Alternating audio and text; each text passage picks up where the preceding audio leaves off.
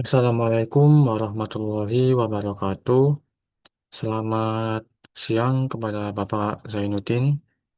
Di sini saya akan mempresentasikan mengenai interaksi manusia dan komputer, lebih tepatnya pada tema atau materi komponen komputer dalam IMK.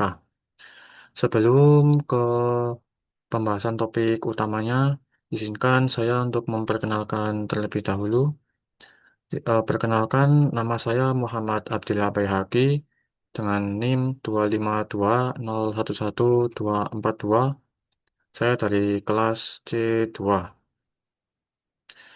Baik, tanpa berlama-lama, saya akan melanjutkan ke materi utamanya.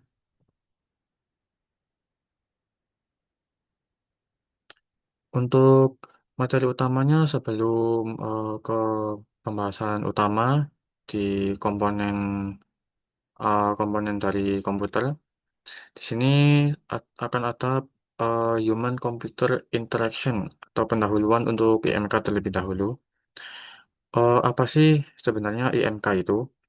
IMK itu singkatan dari interaksi manusia dan komputer. Untuk pengertiannya adalah bidang studi yang mempelajari bagaimana manusia berinteraksi dengan sistem komputer. Komponen komputer berperan krusial dalam menciptakan pengalaman interaksi yang efektif dan intuisif. Untuk yang akan dibahas itu ada komponen input, memungkinkan komunikasi pengguna ke sistem. Lalu ada komponen output, menyampaikan informasi dari sistem ke pengguna. Lalu juga ada pemrosesan dan memori mendukung respons real-time-nya. Lalu juga ada yang terakhir yaitu desain komponen untuk menentukan kualitas dari user experience-nya.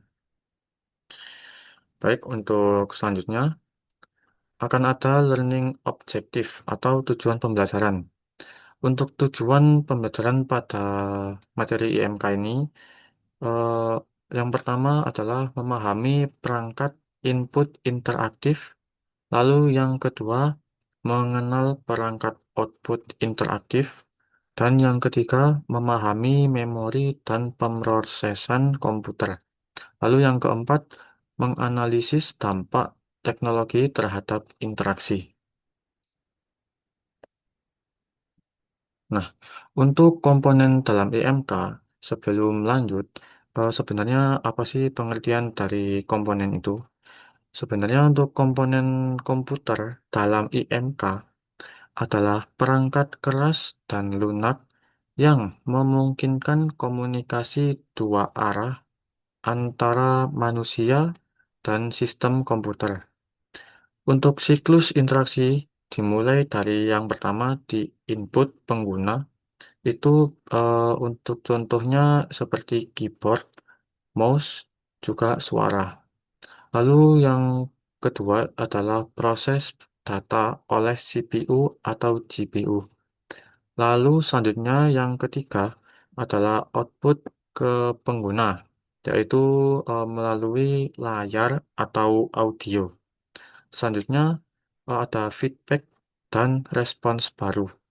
Setiap komponen berperan krusial dalam menciptakan pengalaman interaktif yang intuisif, responsif, dan juga efisien.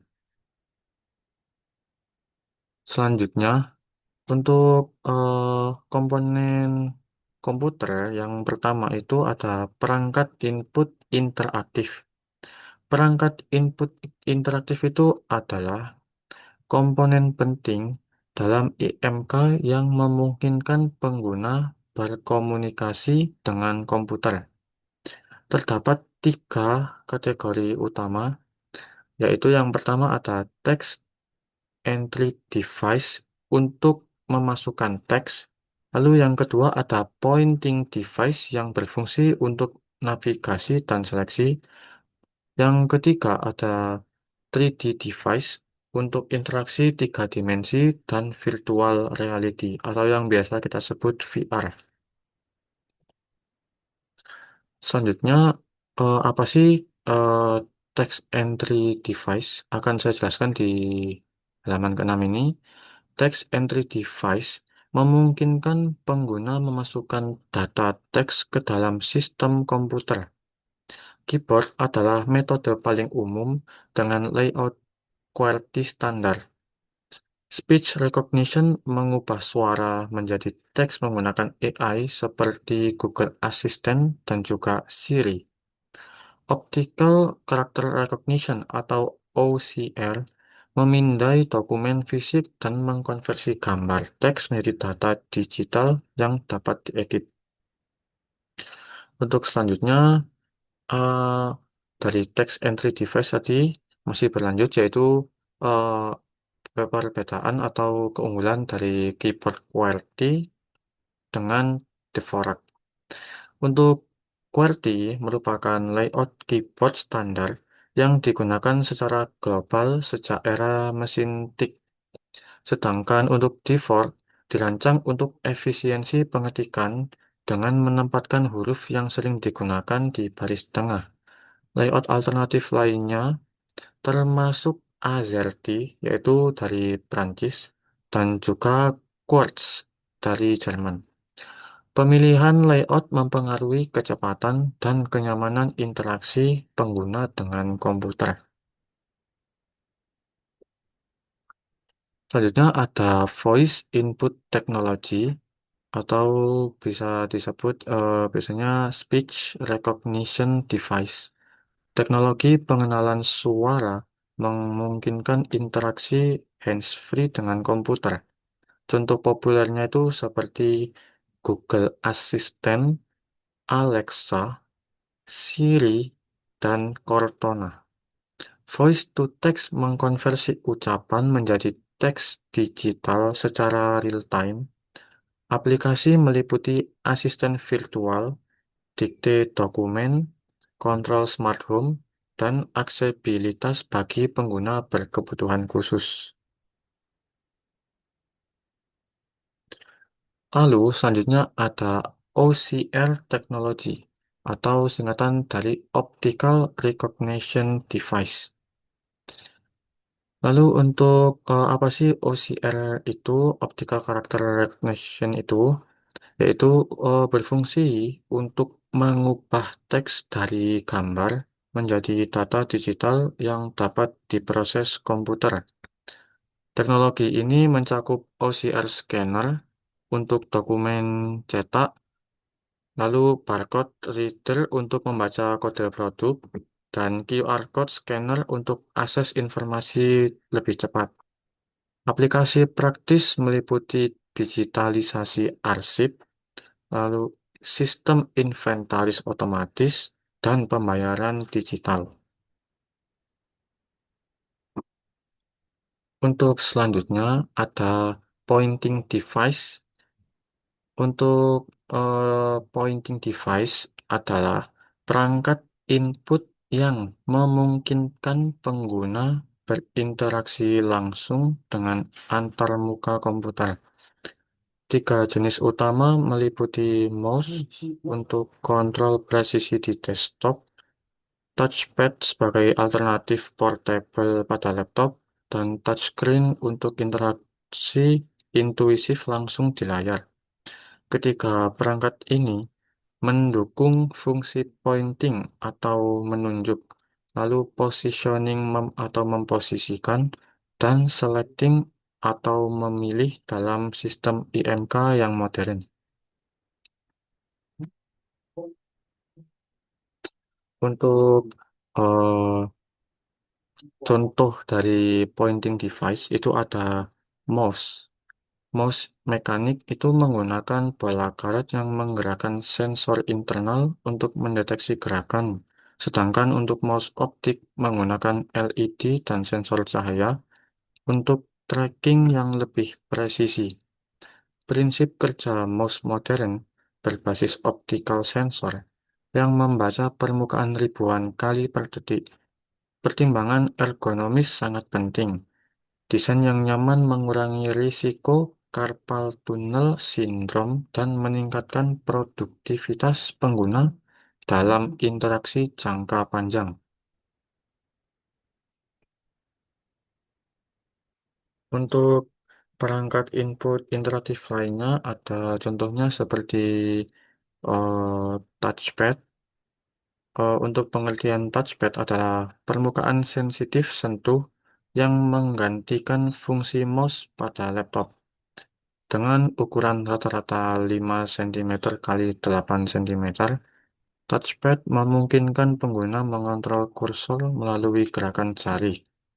Fitur gestur controls mendukung multitouch seperti scroll dua jari, zoom pinch, dan swipe untuk navigasi yang lebih intuisif dan efisien dalam interaksi sehari-hari.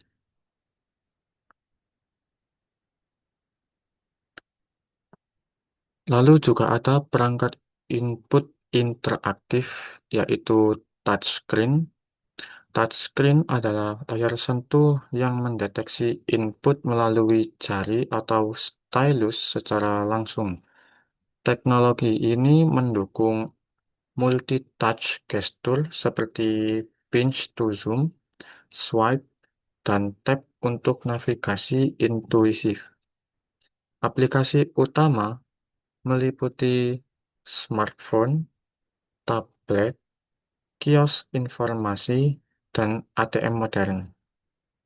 Touchscreen menghilangkan kebutuhan perangkat input tambahan, menciptakan interaksi yang lebih natural dan responsif antara pengguna dan juga sistem.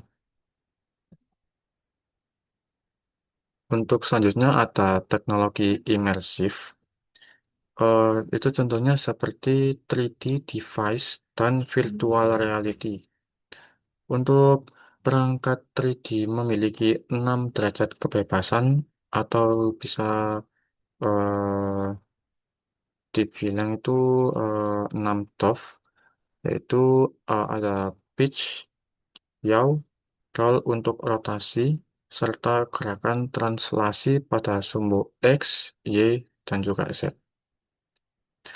Teknologi VR seperti Oculus dan HTC Vive memungkinkan menciptakan pengalaman imersif penuh.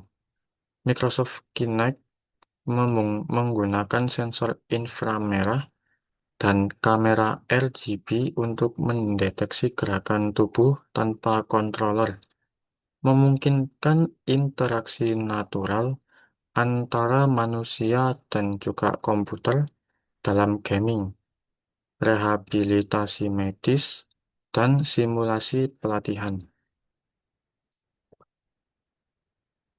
Untuk komponen komputer dalam IMK itu juga ada perangkat output interaktif. Perangkat output interaktif memungkinkan komputer menyampaikan informasi kepada pengguna melalui berbagai media.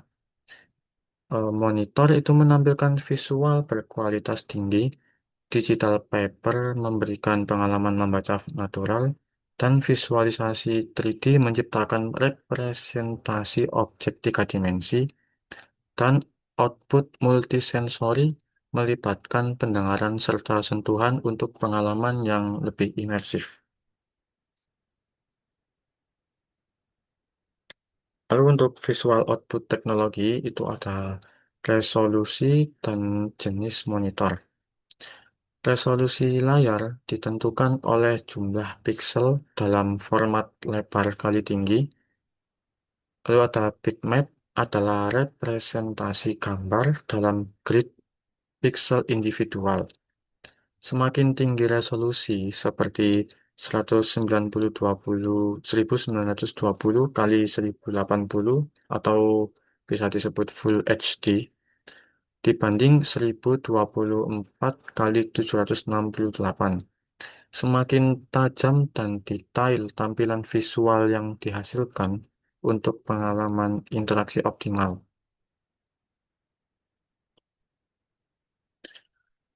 Lalu untuk perbandingan teknologi display, itu ada yang pertama CRT dengan LCD. CRT itu singkatan dari apa sih? Jadi CRT itu singkatan dari eh, Cathode Ray Tube. Yaitu untuk metode scan-nya itu adalah elektron beam memindai layar baris per baris, atau juga efek flicker pada refresh rate rendah, yaitu eh, di lebih dari 75 Hz, lalu ada warna akurat dan juga sudut pandang yang luas. Untuk LCD itu apa? Lalu untuk LCD itu singkatan dari Liquid Crystal Display. Untuk kristal air memutar cahaya untuk menghasilkan gambar, tipis, ringan, hemat energi, tidak ada flicker, nyaman untuk mata. Standar monitor modern saat ini adalah LCD.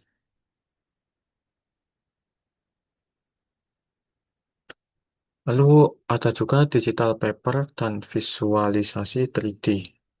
Digital paper menghadirkan pengalaman membaca seperti kertas fisik dengan teknologi e-ink yang nyaman di mata. Augmented reality atau AR menambahkan lapisan digital ke dunia nyata melalui filter dan overlay interaktif. Virtual reality atau VR menciptakan pengalaman imersif penuh dalam lingkungan 3D simulasi. Teknologi 3D printing memungkinkan pembuatan prototipe fisik langsung dari model digital dan juga mempererat proses desain serta visualisasi dalam interaksi manusia komputer modern. Lalu juga ada sensor pada perangkat modern. Perangkat modern dilengkapi berbagai sensor canggih yang meningkatkan interaksi manusia komputer. GPS memungkinkan pelacakan lokasi real-time untuk navigasi dan layanan berbasis lokasi. Ada juga seperti wearables, contohnya seperti smartwatch untuk mengatur detak jantung, suhu tubuh, dan juga aktivitas fisik pengguna. Sensor otomatis pada keran air, lampu, dan pintu memberikan respons tanpa sentuhan langsung, menciptakan pengalaman interaksi yang lebih intuisif dan juga efisien. Lalu ada memori komputer. Memori komputer terbagi menjadi dua kategori utama. Berdasarkan durasi penyimpanan data, ada short term memory, itu berisi register dan juga RAM untuk berfungsi menyimpan data sementara untuk pemrosesan cepat dan hilang saat komputer mati. Long term memory atau itu berisi seperti magnetic disk dan optical disk, berfungsi menyimpan data secara permanen untuk akses jangka panjang. Hierarki memori menentukan kecepatan dan kapasitas penyimpanan dalam sistem komputer. Lalu selanjutnya adalah materi untuk RAM dan penyimpanan data. RAM atau singkatan dari Random Access Memory bersifat volatil. Data hilang saat daya mati. Kapasitas modern itu sekitar 8 GB sampai 64 GB dengan kecepatan akses nanosecond. Penyimpanan permanen meliputi hard disk atau yang bisa disebut HDD dengan kapasitas besar hingga terabyte. Lalu ada flash disk USB yang portable dan tahan guncangan, serta CD-ROM untuk distribusi data optik. Kombinasi RAM cepat dan storage besar menciptakan sistem yang responsif. Lalu ada CPU dan GPU. CPU singkatan dari Central Processing Unit adalah otak komputer yang menjalankan instruksi program. Komponen utamanya meliputi ALU atau singkatan dari Arithmetic Logic Unit untuk operasi matematika dan logika. Lalu control unit untuk mengatur alur data serta register untuk penyimpanan sementara. Ada juga GPU singkatan dari Graphic Processing Unit dirancang khusus untuk pemrosesan grafis paralel dan komputasi matriks.